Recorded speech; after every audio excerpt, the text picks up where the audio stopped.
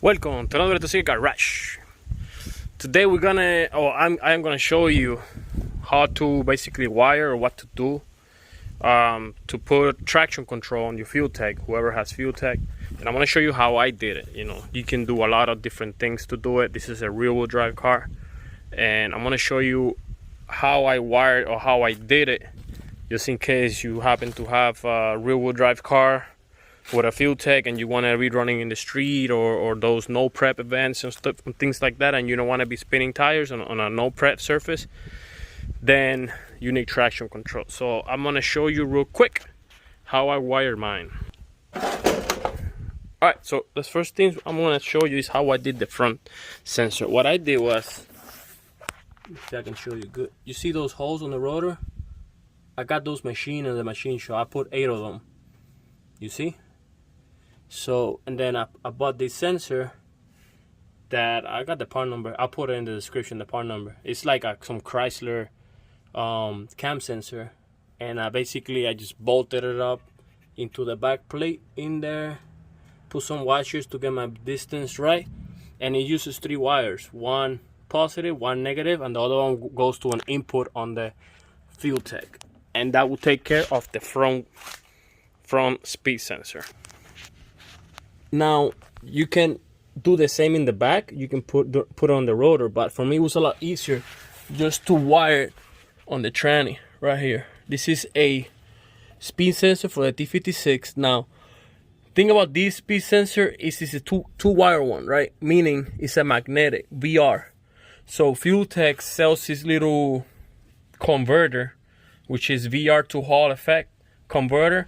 And basically it's super simple. You put these 2 wires to one side, the other 3 to the other, and the other one to the Fueltech. I'm going to show you guys what is that sensor. I have it in the inside, but basically this is a 17 teeth count in the tail. So you get the speed from here, you get the speed from the front in there, and if the computer reads a difference between those wheels and those wheels, where the back ones have more speed than the front ones, then that's when it starts retarding timing. Alright, so we are inside the car. Oh yes, obviously you can see I'm inside the car.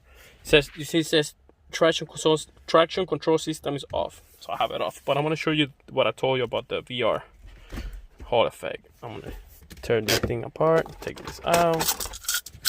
And alright, it's typical Toyota stuff. Everything comes out pretty easy. These things. And take this out. Got my hidden compartment. Yeah. Hide it from the cops. I'm just kidding. Alright, so this is my VR. Take this out. Thing. Converter. Fueltech VR Hall converter. So the red with black, those are just power and ground. The white with black, those go to the speed sensor itself, and the gray with black go into the Fueltech. So one is ground, the other one is an input to the Fueltech. In there, that input to the Fueltech. That's gonna read the back ones because it's a two wire sensor. If you run a 3 wire, you'll be all right. So once you have that in, so I'm gonna show you real quick. So do I have my laptop in here? I don't, but nonetheless, I'm gonna go to the settings, right?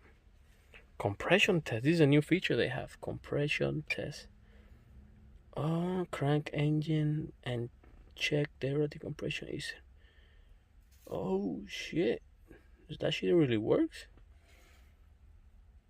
How the hell are you supposed to do that? You gotta put something. No. Give you numbers. How the hell is it giving you numbers? Oh well, we'll check that later. We're gonna go to general, and here you can see rear wheel, front wheel. So I'm just gonna spin this one and go into the computer and see if you read something. So all right, so what tire is spinning, right?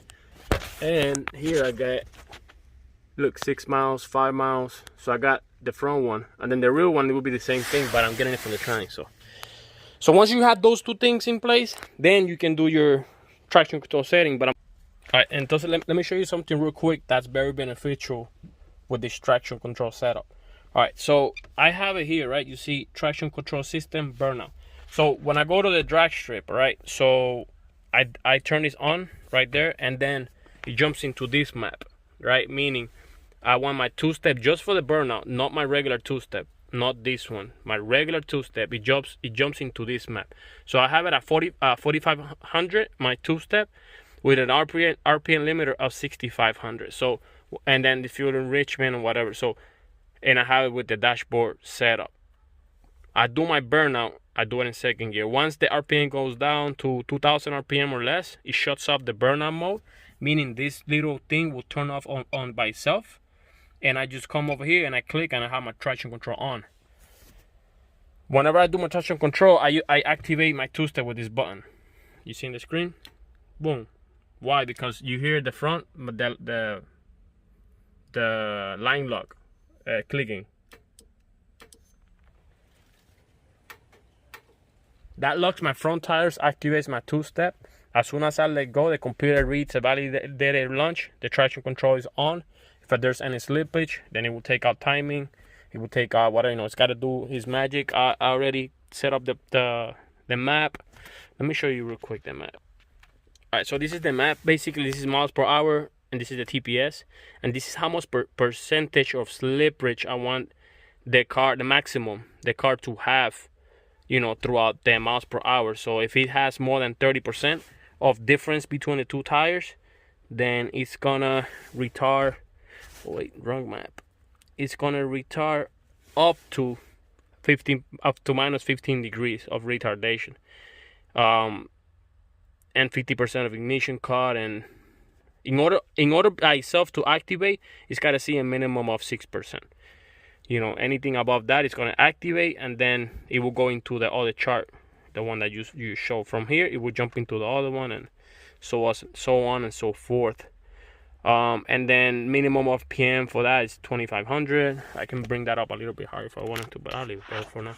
So those are the benefits of this feature. That's why I love the Fueltech, because I can do everything here. I don't need a laptop when I'm at the track. I can just do everything I gotta do, and I can just click and I see everything in there, which is amazing. Again, let me recap. Front sensor, speed sensor in the front, speed sensor in the back, and that's it. Hook it up to the computer, 2 inputs.